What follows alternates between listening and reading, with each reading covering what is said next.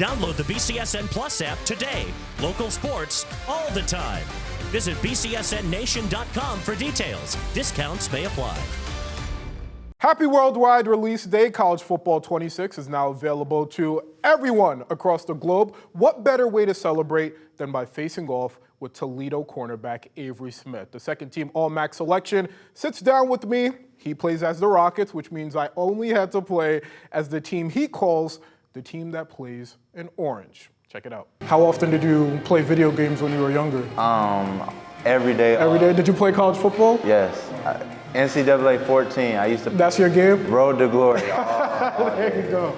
Did you ever imagine you'd actually be in a video game? No, I didn't. I'm thinking once they stopped making the college footballs, I thought it was over with forever. My only chance was Madden.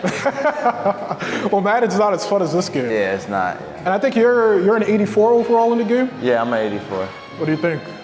Should be high. Should be high. How accurate is this entrance to what you do in real life? It's probably spot on. Only thing they missing right now is the smoke. The smoke. But this is exactly. This looks exactly like the Glass Bowl, though. That's exactly. I'm sure last year's Battle of I-75 still has a bad taste in your mouth. Yeah. So I apologize in advance for what I'm about to do. If there's any one of your ratings that would be a 99 overall, which one would it be? I would say man coverage. Man coverage? Man coverage, yeah. So I know not to throw to you then. Yeah, I wouldn't. Oh, there we go. There we go. There we go, J-Dot. There we go, J-Dot. Hey, like I said before the game, no hard feeling. I just really gotta, yeah. There we go. There we go, Rudolph. There we go, Rudolph. Oh, man. There we go, Rudolph. Oh, man. It might be a long day for me. Yeah. There we go. I'm curious, though. There's so much turnover in mid-major football. You have a lot of players in the MAC going to big conference schools. What keeps you coming back to Toledo year after year?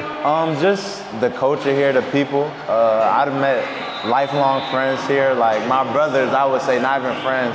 I've met since my freshman year, and I just feel like the right way is to go out our senior year, have the best year in MAC history and Toledo history, and I wouldn't want to leave that, for real. How have you seen the standard elevate year after year? I mean, when we got here, it was great guys here, and it was kind of easy. Just all we had to do was follow the blueprint. It was right there when we got here, so just following the guys that came before us, they laid a good groundwork, and it's really been easy, honestly. So what pressure do you put on yourself as a leader to lead the Rockets back to the MAC title game? I'd say that's one of been my biggest focuses this year, just getting back to the MAC. And getting to the MAC isn't easy. The MAC is an underrated but very good conference, and but I feel like we got the talent, the camaraderie, and hard work to do it. So we just gotta put it in fruition and just go out there and do it. How exciting do these weekday MACtion games get for you guys? It'd be good.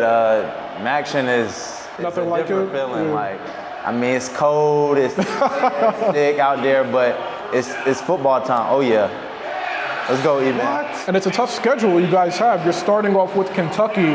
What will it mean to you to face off against that SEC competition? I mean, I feel like those are the games you live for. A lot of people say Power 4 is this and that, and I ain't a real big believer in that. So just to go out there and show that we could play with the SEC, which is the most prestige conference in college football, is a big test, and I'm excited that we get that opportunity. Ooh. Okay, E-Man. How much more mature does that make you as a football player, knowing that from your time as a freshman and now, there are so many more things you have to worry about pre-snap? Yeah, I mean, really just making you got to put in more work. I mean, which with officers running my freshman year don't mean they was running that now. And just the hours you got to put in the film room to make sure you prepare week by week, really. So.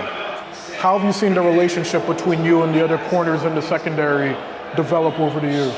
Well, we've really been a tight-knit group since I really came in, and now it's kind of, we done been in the system for years and got that chemistry, so we are pretty tight. We hang with each other every day, so it's kind of like we just locked in. Even the safeties, corners, nickels, really just locked in as a secondary. We do everything together, film, workout, go out to eat, go to the movies. Oh, yeah. Oh, my goodness. Yeah, Nazir. Oh, man. How big of a year is he going to have? A big one.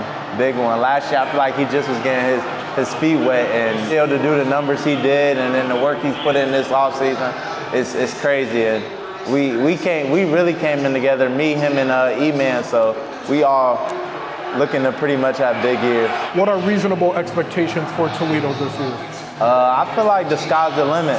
College football playoffs is not something we just say to say it. We really believe it. We got the talent, and that's definitely a goal for us this year. MAC championship is, of course, attainable and something we will do. So just that is really just accomplishing as much as we can. Oh, man. Oh, my goodness. What an embarrassment. The viewers aren't going to like this. Got to welcome Eddie George to the Battle of I-70. What'd you think of that when you saw he was hired? To your rival, nonetheless. Yeah, I mean, congrats to him. You know, I feel like he was a good player in him to get this opportunity, but I'm sure that makes you want to rip BG's head off even more. Yeah, it fueled it a little bit. I feel like he kind of disrespected us, saying that he don't really know much about Toledo. Really? Stuff like that. You guys felt disrespected a little bit? Yeah, so we excited to play them and introduce them to some Toledo football. You spoke about the college football playoff. It's harder for mid-major teams, I feel like, because one loss and you could potentially be out. Meanwhile, these Power 4 schools, they could lose 2 games and still get in. How much more pressure does that put on you guys heading into the season? Well, the standard here is to win every game, so I wouldn't say it's like a overwhelming factor. I do feel like it is kind of crazy that a Power 4 team could lose 3 games and still get into the postseason. Get in, but I mean, I guess you could say strength of schedule and stuff like that, but it doesn't add any pressure to us. We want to win every game before the college football playoff expanded even when I was here, so that's just the standard here. Who did he just burn? Rudolph, that's a transfer, right? Who did he just burn? Oh my. You guys bring in a lot of transfers, but you guys have the most returning production out of any team in the MAC. How important is that continuity going into this season? It's big. I feel like the guys we brought in, we needed depth and just bringing in, improving some positions. And in the NFL, which corners are you modeling your game after? Yeah, a lot. I like a lot of guys. I would say first, Quinyon Mitchell. He used to go here, Toledo Rocket. J.C. Horn, I'm a big fan of since I've been in high school. And then I've really been watching a lot of Christian Gonzalez from the Patriots. Have you had conversations with Quinyon? Yeah, Quinyon, he's like a brother. We talk every day, so that's kind of like my brother, best friend, kind of. So we real locked in. What are some of the best pieces of advice that Quinyon has given you since you left to the NFL? I would say just keeping the main thing.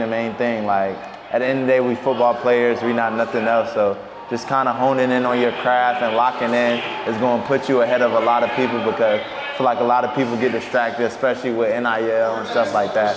Just really staying locked in, treating the game as a profession and a business, and really just making sure you're doing your part, and really just staying focused for us is the biggest things I get from him. What does staying locked in look like? Because there are so many distractions for you guys nowadays, especially with NIL. How do you keep yourself disciplined enough to lead this team? It's consistency. It's a routine. I feel like every day, don't matter the day, you gotta have your stuff you do. Like what time you get into the facility, what you doing after the main workout, how you taking care of your body. Just never leaving a day not getting better. Having a day where you're not getting better. Every day doing something to get better. And I just say that. I'm not saying don't have fun, but at the end of the day, your job is to go out there and perform well. So making sure every day you're doing something that contributes to that. How loud does the Glass Bowl get on game day, you think? Especially this game right here, that battle, loud. I mean, packed out, loud, every down, you hearing some type of noise. It's hard to communicate out there sometimes with words. That's what I was going to ask, because of course it's bad for the other team to hear you guys that loud, but I could only imagine for you guys on defense, how hard is it to communicate with this loud crowd? It was hard at the beginning, but I feel like as the season went on and we gained chemistry, we kind of was in each other's heads and kind of knew what each one another was thinking, so it got easy. We'd rather it be loud and hard for us to communicate, which means it's hard for the offense that we're going against to communicate, than for it to be quiet.